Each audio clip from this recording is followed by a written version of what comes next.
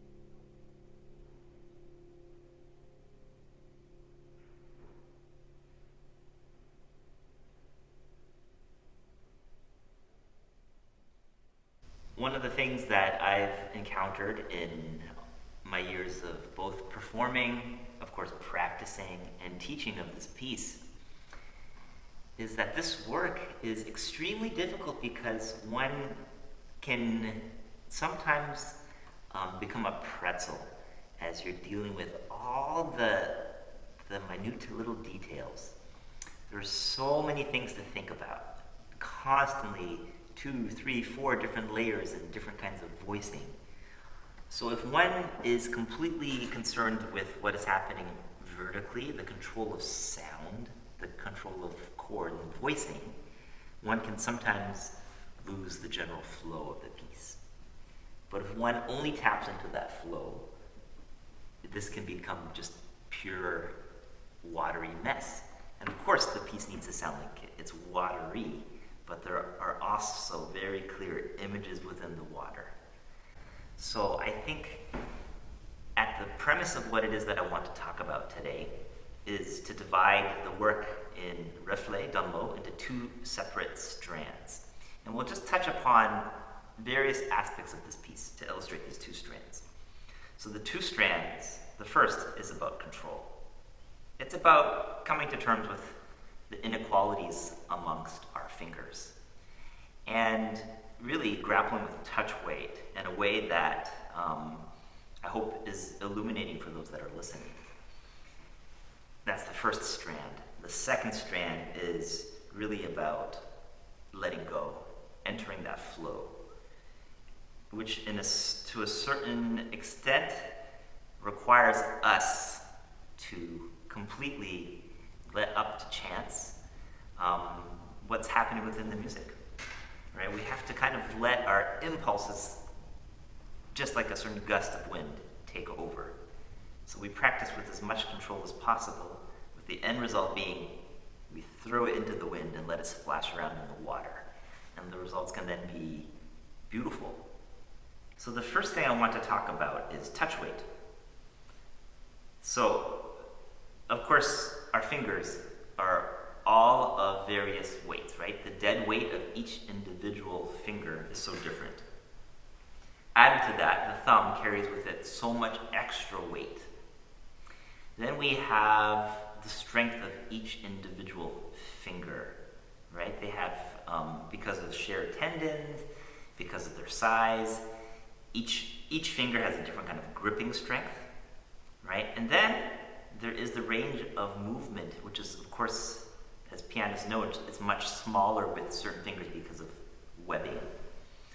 So you factor in all of these different kinds of things. It's kind of a small miracle that we can even play in even scale to begin with at the piano. But one of the great things about this instrument, it can help kind of equalize things. Use a little bit of pedal, you phrase through it, you shape through it. And of course, with time spent practicing, thinking, coming to terms with our hands and our instrument, we learn to make certain autocorrections. So the so-called weaker fingers, we find ways to overcome that. We use a combination of rotation, pivoting, circling. It's the use of free fall, the use of hand weight, use of the wrist, forearm, upper arm, even body weight. All of that factors into it, right? It's a tremendous amount of subtlety that us pianists, we strive to get all of that subtlety contained to a point where we don't have to consciously think about micromanaging, right? Ideally, we have just the idea of what it is that we want to hear, and all of that kind of autocorrecting happens on this level, on this level, on this level. It's just thought or sound, engaging with the sound, and ultimately our hands should follow that, should realize that. One of the things that I've been seeing more and more of is that sometimes we, as pianists, are not aware enough of touch weight at the instrument, and how there's different points of resistance depending on where you play on the keys. But when we think about in and out, we usually think about in the keys, out of the keys, right? So for the purposes of this talk, I'm going to talk about front and back.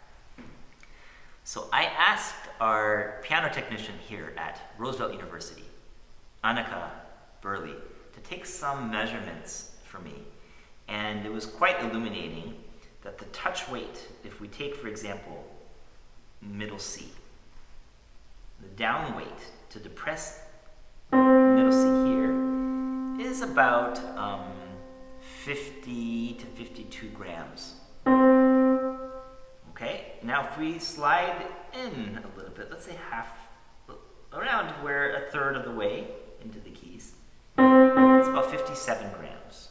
You continue going further back, this is about 70, about 80 grams to depress a middle C close to the fallboard. Okay, C sharp, considerably lighter, 42 grams. And towards the back, this is about 60 grams or so. Right. So there's no surprise that if you play a B flat major chord with this fingering 1, 2, 3, 5, that it takes about almost 80 grams to depress this F versus about 40, 42, 45, 47 grams to depress this B flat. So literally double. How can we sometimes negate this? That's not a practical way of using the hand. But of course, if we don't use the thumb on a black key, we can more or less equalize the feeling within the hands. So of course, we can overcompensate. We can work a little harder. But there is also this idea of up weight, right? With the added energy it takes to depress the keys, it's also not springing up as easily. So what can we do? We find little ways of making micro adjustments at the piano rather than keeping our hands here where there's far more resistance. Of course, the faster the tempo, the harder it is to do this, but it's still built in. We don't need this with A major. That's why A major, for most pianists, feel brighter than B flat, because the third degree of this scale of this chord, it's lighter, it's easier to play, it pops out, it jumps out. It's even the tactile sensation of that C sharp has a prominence compared to B flat major, where the third is somewhat dead and flat. Right? So just this realization alone can open many doors, because when we play our instrument, we become more aware of points of resistance. I'll give an example that's a little bit more clear cut. So how can we overcompensate for that? We find ways.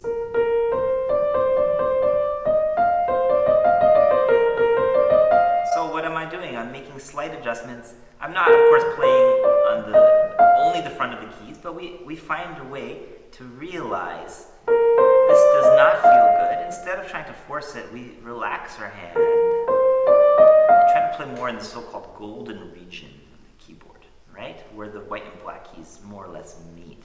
And find a way to exist there. Let the hands kind of find it on their own. It's just this, armed with this knowledge, with having these extra tools in one's tool belt, allows us to have more control at the instrument. So the next time you have a beautiful two-note slur that you want to suppress, this is very difficult because you're working with more resistance, less resistance, so it's easier to bump that note. But if you slide in here, much easier to control. Okay? White keys as well.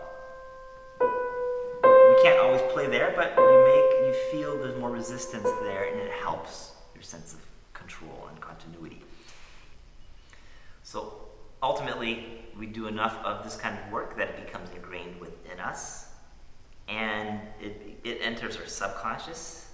It very much influences our choice of fingerings, but more importantly, the position of where we play along the keys and how that influences the sound.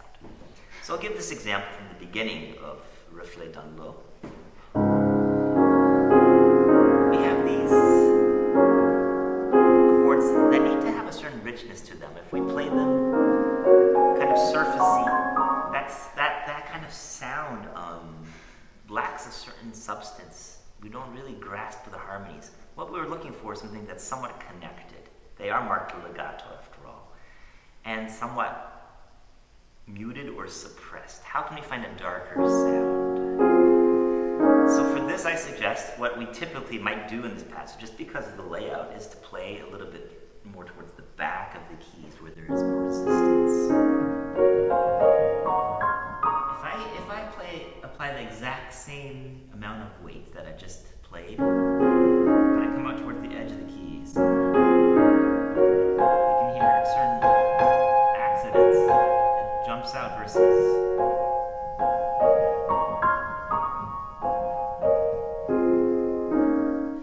now. How about the bells underneath? Rather than playing them here where there's a certain there's more resistance, the key goes down more slowly. How about right here, where there's less resistance?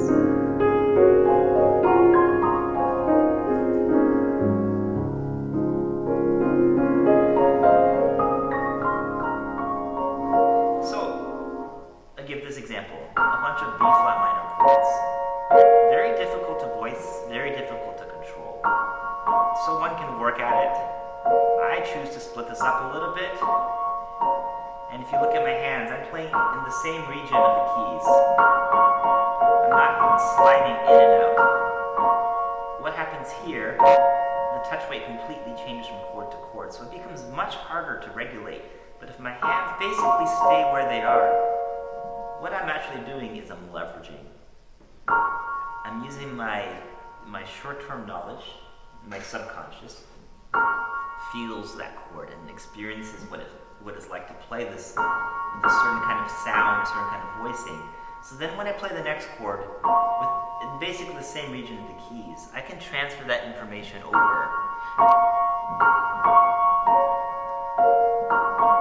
have much more control doing this than I would trying to control it this way. 10 times out of 10.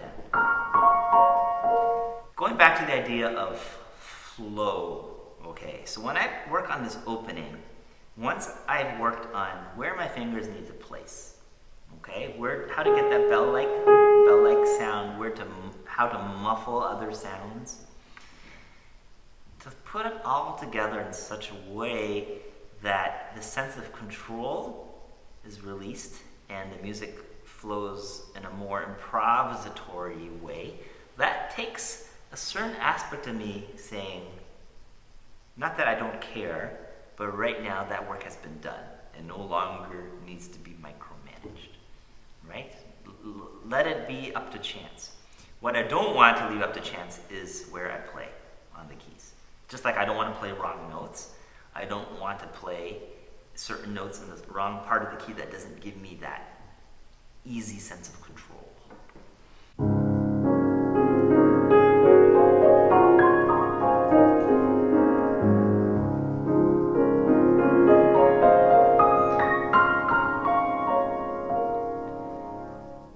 So, when we play these chords,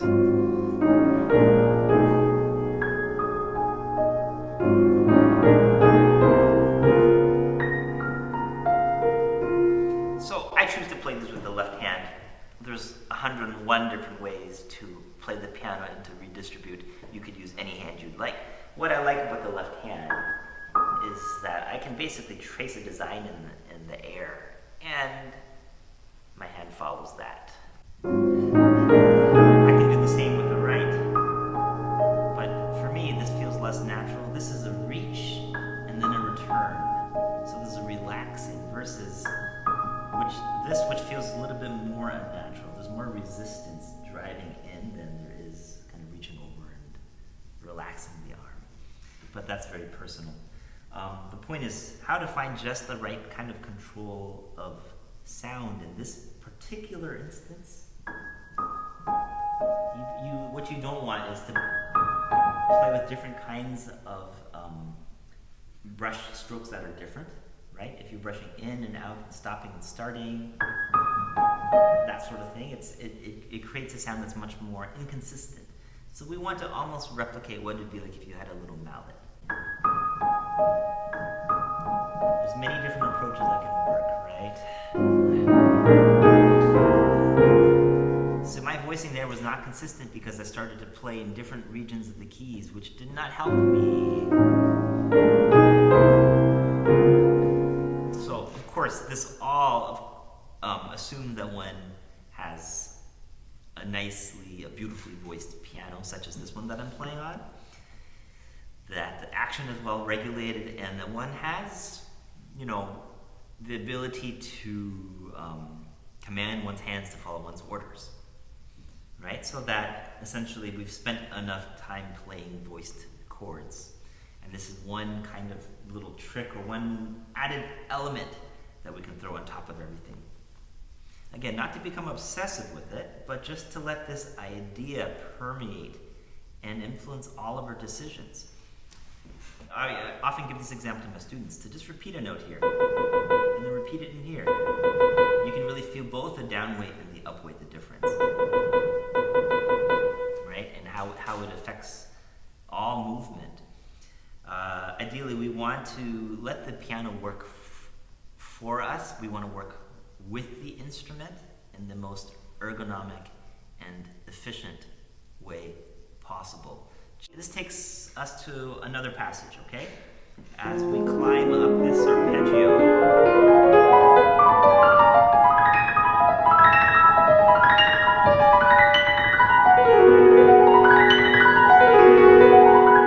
this particular passage here, which is one of the most difficult in the work because you have these arpeggios, which are essentially a hybrid between scales and arpeggios, right? They're stepwise motion and these large fifths. So we're already dealing with a slightly unnatural hand position, right? You can't equally space out the fingers.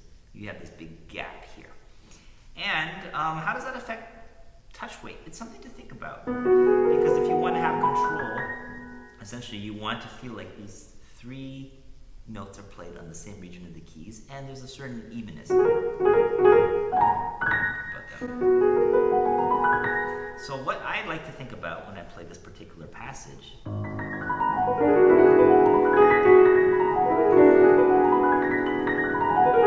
is not necessarily controlling the fingers, but just feeling like I transcend the hand, transcend the fingers themselves, and try to override all of that and just be aware of the keys and the sensations of the keys and release everything else. Easier said than done. But this taps into my second point, the second strand, right? We talked about control. Now let's talk about freedom, finding that flow within the music. How we can just let go and let the music play itself out. If I was to try to micromanage this passage, there's so many notes within this arpeggio, it passes by too quickly for me to consciously control every finger. Slow practice, of course. And there's a value to this, of course, right? Where you're able to regulate every single note and gives you that sense of confidence and comfort, knowing that everything is going exactly as you wish. But you put that together and you put it in a faster tempo, there's no way you can regulate all of that movement. It's too fast. So, one thing that we can do, as I said, is to override the feeling of control of the fingers and just tap into the feeling of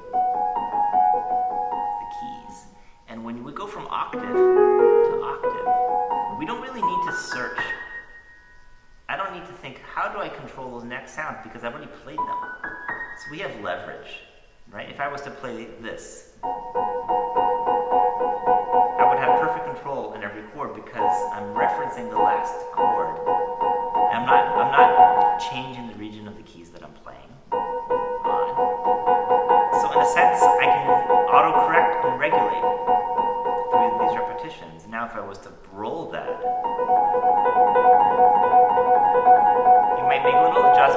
repetition because you start to feel like this finger gets a little sticky and, you know, that finger defines itself more, the thumb lightens itself out, like as I said, auto-correction.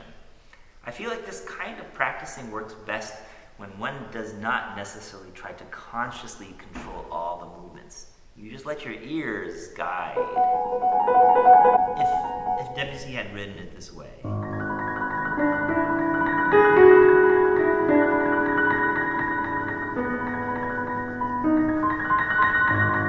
Boy, wouldn't it be so much easier? But it's really not that different from that, except it's not only rolling down, it's rolling up.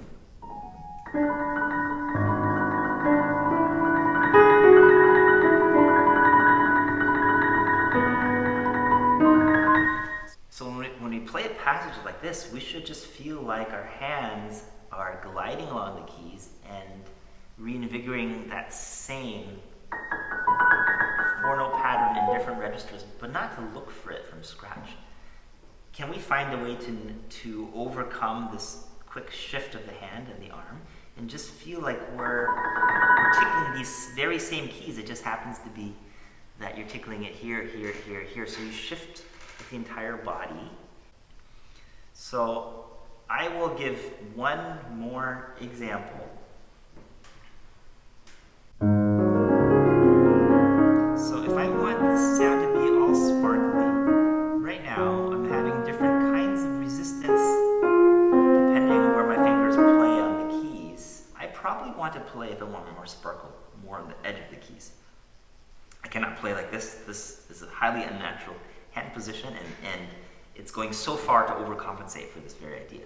But what can one do in order to find more of that lightness, that release?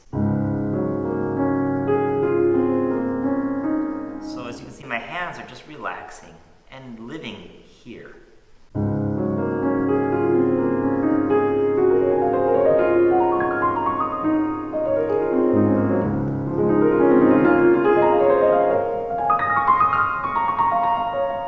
Versus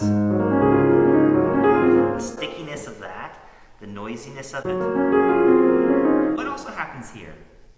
Because of the resistance, I tend to hold my fingers down a little bit longer. It's harder to release because there's no natural follow-through, where here, by just releasing and relaxing the hand, the natural follow-through brings my fingers up from the keys, so it creates more release.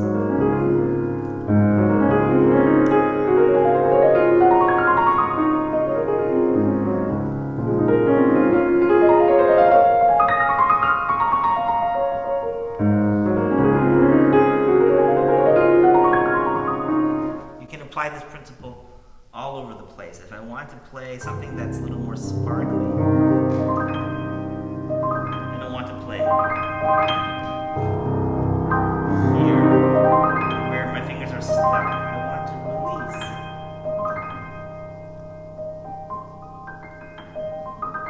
release. So that might be an extreme motion. In a slow tempo I could do this. At a faster tempo I can't play here. But at the same time, I don't want to play here, where 4 and 2 are stuck and they don't release. So we find little small adjustments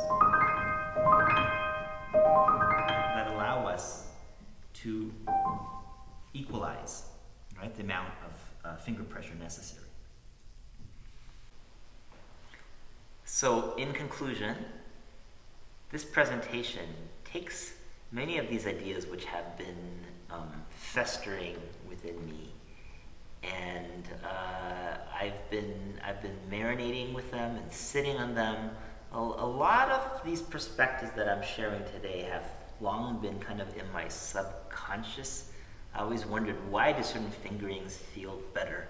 I never really went and took a deep dive to question that. I just went with feel only.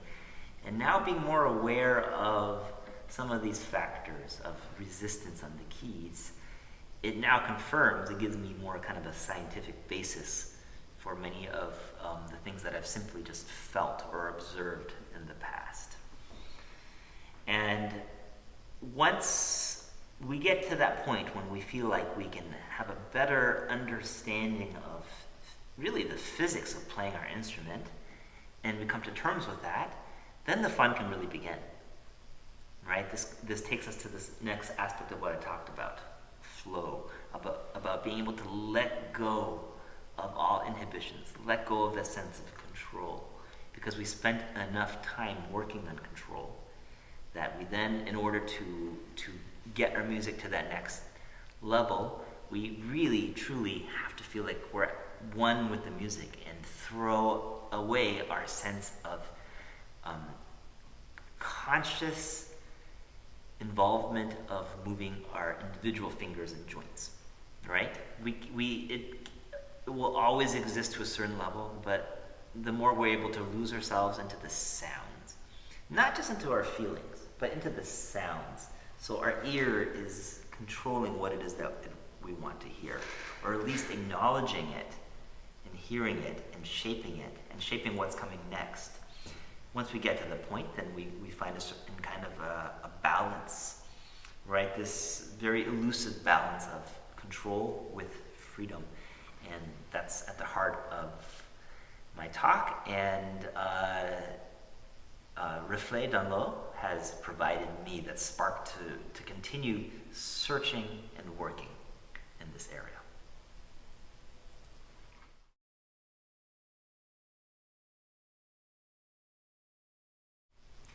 So what I've done in my reimagining of Debussy's Reflets dans l'eau was I took the piece, a performance that I did of it at home, and I wrote 2 additional piano parts. One of them is me essentially playing much of the music of the original up an octave, or sometimes even 2 octaves, and finding ways to refract the sound. So what do I mean by that? There's this phenomenon that people experience where they are overlooking the lake, and they might hear certain sounds that appear to be much closer than they really are. Sound refraction. It could be somebody on the other side of the lake speaking, and somehow it sounds as if it's right nearby. And so that very idea of taking sonorities and sounds that would be typically just heard in, their overtones, which one cannot hear over the pedal through the swirls of harmony. I'm also using sound reflection. So we can reflect music in many different ways. We can simply take intervals and turn them upside down. So instead of, right, we could take those the exact same pitches flipped upside down. In that particular case, it was a symmetrical inversion. But I do a little bit of that within this piece when it lends itself to that. But I do a lot of just simply inversion, taking the same intervals or similar intervals, flipping the music upside down. So in a sense, reflecting it upon a more horizontal axis point. I also then reflect the music this way. It's what we'd call retrograde, right? So we take the music and play it backwards. I do this literally, so the second piano part might take the same music and reflect it backwards up an octave. So,